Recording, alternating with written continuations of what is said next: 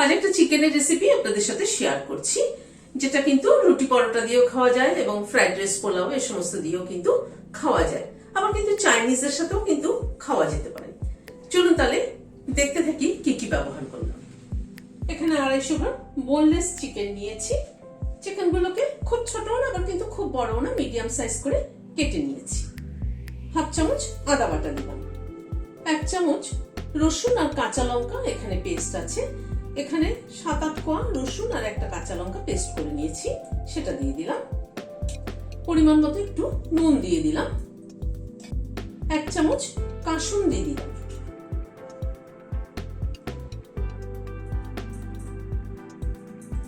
Cornflour দিচ্ছি 1 চামচ, 2 চামচ কর্নফ্লাওয়ার দিলাম। একটা ডিম দিয়ে দিলাম। সবকিছুকে একসাথে মেখে নিচ্ছি।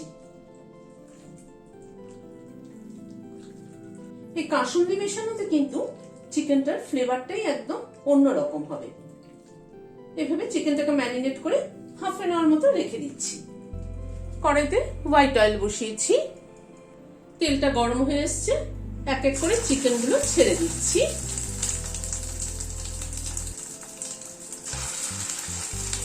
কর্নফ্লাওয়ারের কোটিংটা কিন্তু খুব হালকা হতে হবে, খুব বেশি কর্নফ্লাওয়ারের কোটিং হলে কিন্তু খেতে ভালো লাগবে না।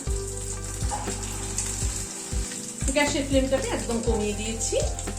যেহেতু তেলটা একটু গরম হয়ে গিয়েছে সেই জন্য গ্যাসের ফ্লেমটাকে একদম কমিয়ে দিয়েছি।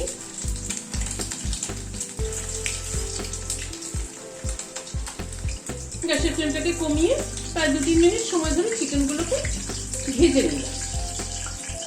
তুলে নিচ্ছি। আবারও কিছু চিকেন দিয়ে দিচ্ছি ফ্রাই হওয়ার জন্য।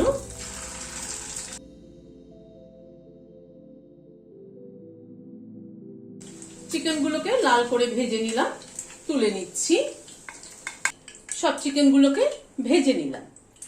চিকেন গুলো তুলে নেওয়ার পরে অনেকটা তেল আছে, এতটা তেল লাগবে না, ওই জন্য আমি একটা বাটিতে তেলটাকে তুলে নিচ্ছি। যতটুকু লাগবে ততটুকু রাখছি। এখানে 2টো পেঁয়াজ কেটে নিয়েছি, এইভাবে জাস্ট খোলাগুলোকে খুলে নিয়েছি। আর ক্যাপসিকামটাকেও এরকম চৌকো করে কেটে নিয়েছি, সেটা দিয়ে দিলাম।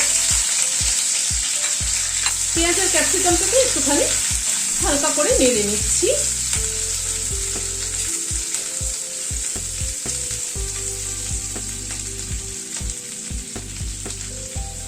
গ্যাসের ফ্লেমটাকে বাড়িয়ে দিয়ে পেঁয়াজ আর ক্যাপসিকামটাকে একটু নাড়াচাড়া করে নিচ্ছি।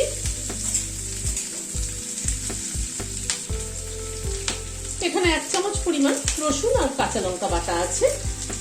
এখানে 7-8 কোয়া রসুন আর একটা কাঁচা লঙ্কা পেস্ট করা আছে। একটু নাড়াচাড়া করে নিলাম রসুন আর কাঁচা লঙ্কাটাকে।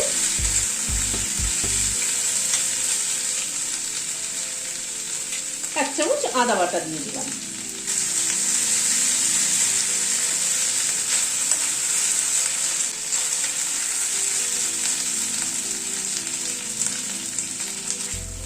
আদা রসুন কাঁচা লঙ্কাটাকে মিনিট খানেক জাস্ট একটু নাড়াচাড়া করে নিলাম। 1 চামচ গোলমরিচের গুঁড়ো দিয়ে দিলাম। গোলমরিচের গুঁড়োটা দিয়ে একটু নাড়াচাড়া করে নিচ্ছি। নুন দিয়ে দিলাম অল্প একটু, মানে পরিমাণ মতো। এখানে টমেটো কেচাপ 4 টেবিল চামচ দিলাম। টমেটো কেচাপের পরিমাণটা একটুখানি বেশি হতে হবে। টমেটো কেচাপটা দিয়ে একটু নাড়াচাড়া করে নিচ্ছি।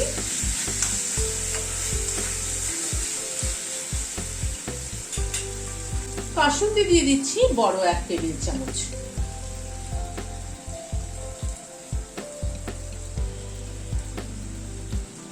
কাসুন্দিটাকে দিয়েও নাড়াচাড়া করে নিলাম। এই কাসুন্দি আর টমেটো কেচাপে কিন্তু চিকেনটা খেতে কিন্তু দারুণ লাগে।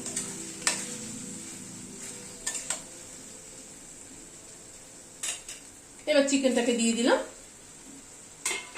দিয়ে জাস্ট টমেটো কেচাপ আর কাসুন্দিটাকে কোট করে নিচ্ছি চিকেনের গায়ে।